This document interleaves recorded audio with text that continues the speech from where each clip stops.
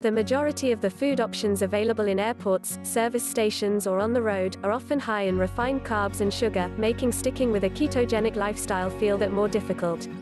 Planning out your meals is not only a good tool to use in your day-to-day life, but can also take a lot of the stress out of traveling as well. The first part to plan out is the meal that you are going to have before you set off on your travels. Having a well-formulated low-carbohydrate meal before you travel will ensure you keep any hunger or cravings away. This is especially helpful if you are going to be on a long journey and aren't necessarily used to or like to fast. More on this a little later. Secondly, make sure you have been consistent with your ketogenic lifestyle before you travel. This not only means your food intake, but also your fluid intake, stress levels and sleep patterns. If you are off on any of these, then it can make traveling a little more stressful and cause issues around cravings. The final part to planning is looking at what foods you can take with you. For some people there may be some logistics involved in what you can and cannot take depending on what mode of transport you are using and for how long you will be traveling. The key to maintaining your ketogenic diet while you are traveling will be in the types of foods that you pack. Sometimes though, taking any food with you may not be an option. For many people, flying is probably one of the harder ways to travel. Most countries have certain restrictions on what you can and cannot take through security, particularly fluid options. Likewise, baggage restrictions can also make it a little more difficult to take certain food items with you. Some go-to foods for when you are traveling by air are meat roll-ups.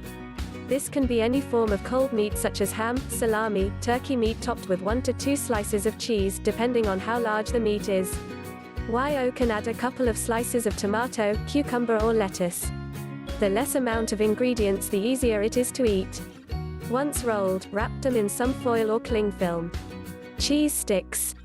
This is a snack that you can pre-pack, but many airport shops actually sell cheese sticks, dried meat snack like salami sticks, sausages and even pork rinds.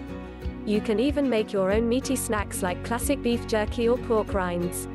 You can bring nuts and seeds including almonds, Brazil nuts, walnuts, hazelnuts, macadamia nuts, sunflower and pumpkin seeds. These are perhaps one of the saviors of travel foods.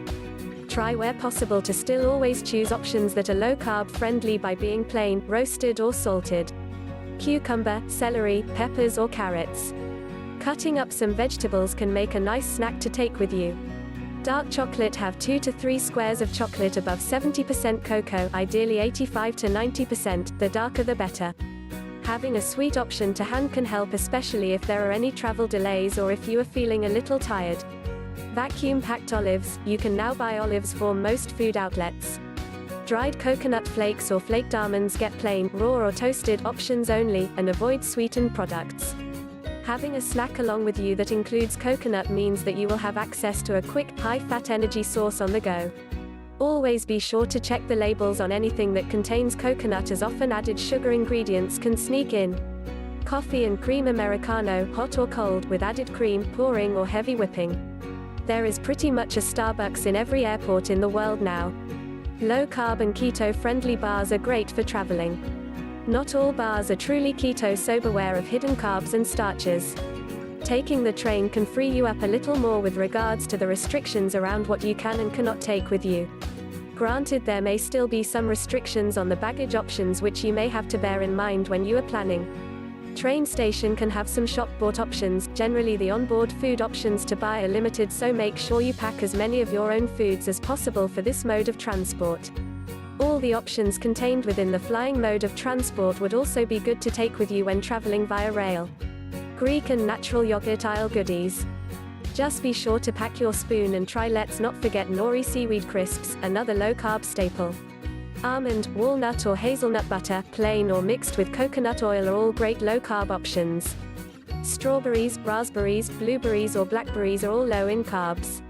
This may be one that you absolutely need to pre-plan. Having a packet of berries with you can work as a good snack on their own, smoothies and shakes.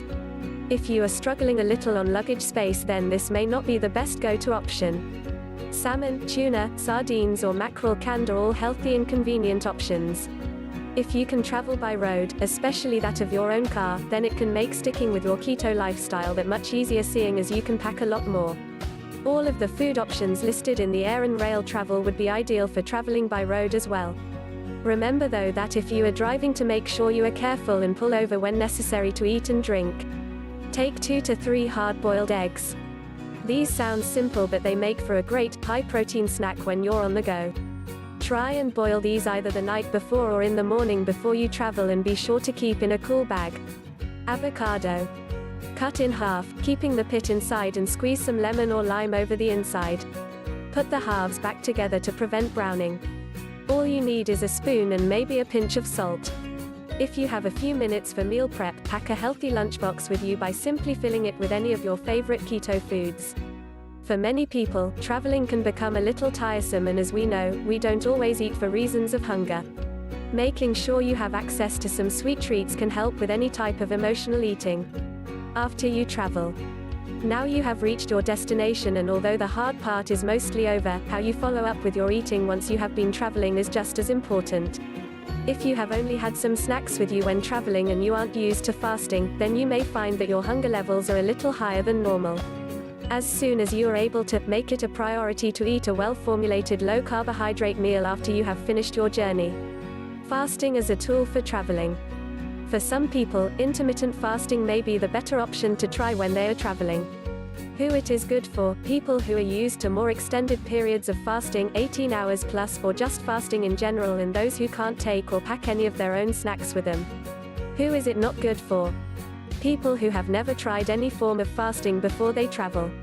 If you are going to use fasting as a tool for when you are traveling, then it is important to remember these points. If you haven't been doing so, get your body a little used to the concept of fasting at least a week before you travel. The length or type of fasting to do would depend a lot more on the duration of your travel.